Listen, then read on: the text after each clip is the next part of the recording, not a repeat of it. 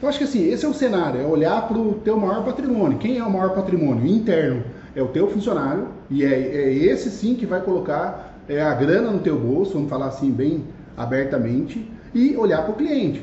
Quem vai mudar a experiência de compra, quem vai mudar é o vendedor, é o colaborador de uma forma geral. Né? A gente está falando de vendas, a ideia do nosso projeto, do nosso trabalho, é ajudar o dono de negócio a entender o processo dele. Desde quando ele abre ali, né, que ele levanta a porta literalmente, né, que ele consiga personalizar aí um passo a passo. Então o que eu fiz? Desde 2010 eu venho estudando sobre vendas, né?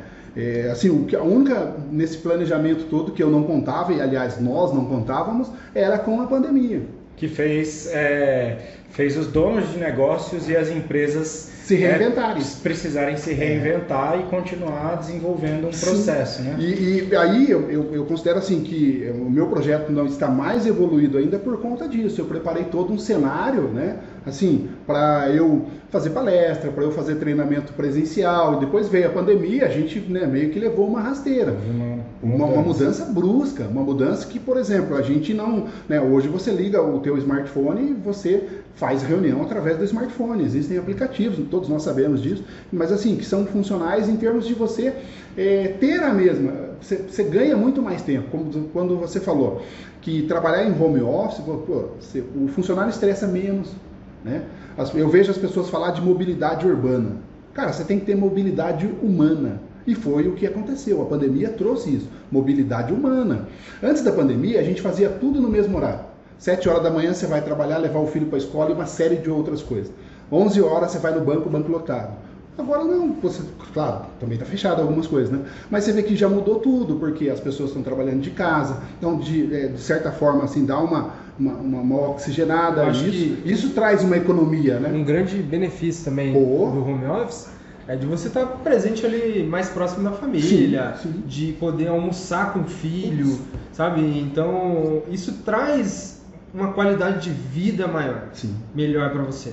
Né? Então, esses são os benefícios, vamos dizer assim, vamos dizer que a pandemia trouxe algum benefício? Talvez, né? É um vírus totalmente letal, né? Tá matando muita gente, trazendo tanta tristeza aí para o Brasil inteiro, né? Mais de 300 mil pessoas já morreram em nosso país. Sim. Porém, a gente tem que trazer, sempre tirar coisas boas. Sim, as experiências, né? Do que está acontecendo. E eu acho que o home office é uma coisa boa que chegou e vai ficar, eu acho que vai ser permanente dentro de empresas, de pequenas e grandes empresas. Que eu acho que facilita muito mais e traz essa qualidade também. Tá? Marcão, quero perguntar uma coisa para você agora, que eu tenho certeza que teve. Em todos esses anos que você trabalhou com pessoas, eu sou um cara que eu gosto muito de lidar com pessoas também. Né? Então esse foi o intuito também de fazer esse podcast, de fazer esse bate-papo com pessoas desde o começo, né, Nelson? Sim. De estar conversando com pessoas e conhecendo e agregando também na nossa vida e ajudando o máximo de pessoas que estão assistindo também. Teve alguma coisa engraçada que aconteceu aí com o cliente? Eu tenho certeza que aconteceu. Porque eu também, como eu já trabalhei com você, eu já vi algumas situações e eu acho que você deve ter alguma aí guardadinha aí, engraçada, que aconteceu, porque eu sei que lidar com pessoas não é fácil e ela acha que está na razão, às vezes não está e acontece alguma cena engraçada. Você lembra de alguma aí no momento? Nossa, nem me fala, porque assim, a gente... quando você está lidando com o público, de maneira geral, tanto interno quanto externo, você se depara com diversas situações, né? Se a gente for falar, por exemplo, de funcionário, eu já tive várias, né, questões e muitas delas aconteceram por conta também da minha, vamos dizer assim, da minha falta de conhecimento em relação a pessoas. Agora, quando a gente fala do cliente, o cliente ele tem um empoderamento, cara. Então, assim... Mesmo estando errado... existe um estereótipo, um mito aí no mercado que fala que o cliente tem sempre razão. Na minha opinião, o cliente tem sim as suas razões. E quando eu entendo assim, que, por exemplo, eu exerci por quase 30 anos praticamente, porque eu não só assumi cargos de liderança nessa empresa, mas também em outras. E o gestor, o gerente, ele serve para algumas coisas em específico. Reclamação, desconto, né? E resolver problemas. defeitos, enfim. E para isso, né, por exemplo, você não precisa do gerente para fazer uma compra, né? E eu me lembro uma vez em que até um advogado chegou para trocar um produto com defeito. E a gente sabe, né, acho que um dos grandes ganhos que o dono de negócio, o líder, ele tem que ter é conhecimento. Quando você tem conhecimento, você passa a respeitar a lei, você passa a respeitar as pessoas. E aí eu tive uma situação inusitada com um advogado, que ele entrou, um produto dele com defeito, e aí eu fui conversar com ele abertamente, tranquilamente, e ele começou a descascar. E é engraçado, porque você, muitas das vezes, quando te anuncia, e normalmente é assim, né, gerente, setor tal, ou faz tal situação, e você vira a atenção, então você vai igual o super-homem, né?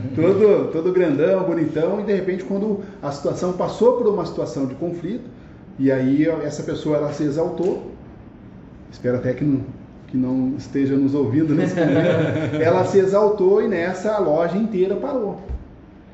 E foi uma situação muito cômica, né? E assim, eu não sabia como lidar com a situação.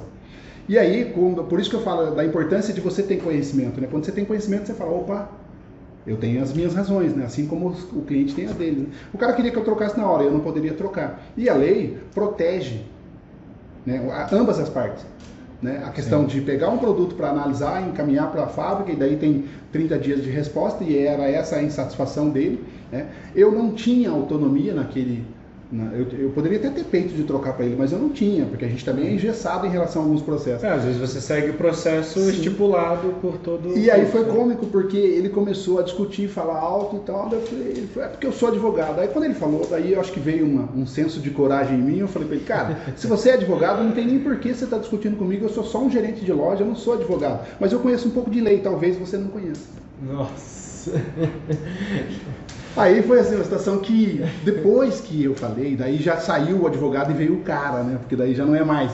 O cara viu que a carteirada que ele estava dando não estava funcionando, daí já veio agressivo, de fato. Daí eu falei, pô, agora não, agora alto lá, né? Porque a gente também tem, né? A gente teve uma boa experiência, né? Mas eu acho que assim, essas situações cômicas, Bruno, elas acontecem. E quando você tem conhecimento, você tem respeito. Às vezes o cliente ele está insatisfeito com outras experiências dele, já traz às vezes muita série de coisas, e aí ele já chega atacando porque ele já viu outras experiências. Perfeito. Porque a gente sabe muitas vezes que tem... eu não posso dizer que é uma característica, por exemplo, é o Brasil e tal, no Brasil acontece isso, mas a gente sabe que muitas coisas às vezes só acontecem quando a pessoa briga, questiona, porque tem muitos lugares que não respeitam tanto alguns direitos. E aí por isso, muitas vezes o cliente chega até com uma insegurança, eu tenho impressão, tá? Que ele chega com uma insegurança tão grande no sentido de outras experiências negativas que ele já chega frustrado. Esse pode ser um ponto. E outros pontos também é que às vezes você lida com pessoas diferentes. Sim. Então você vai encontrar pessoas que têm um bom senso de percepção das coisas e tem pessoas que querem estar com a razão, na verdade elas querem que as coisas sejam do jeito que ela exatamente quer. Vai um pouco além ainda, né, do que você... Né, você colocou muito bem, mas ainda tem um outro sentimento, que é o sentimento de pertencimento.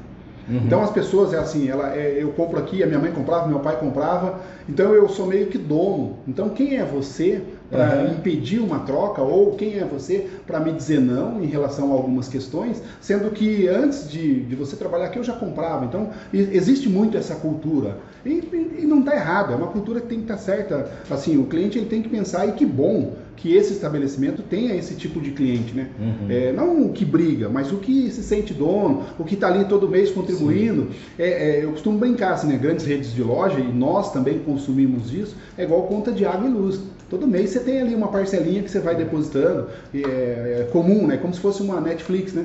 Então todo mês você está ali pagando tua Netflix. Em lojas de roupas, calçados, enfim, todo mês você está ali contribuindo também. E eu acho que isso faz, tenho certeza, que é isso que faz com que o negócio prospere. Então faz parte, né, Bruno, dessas questões, dessas saias justas, assim, né? Sim.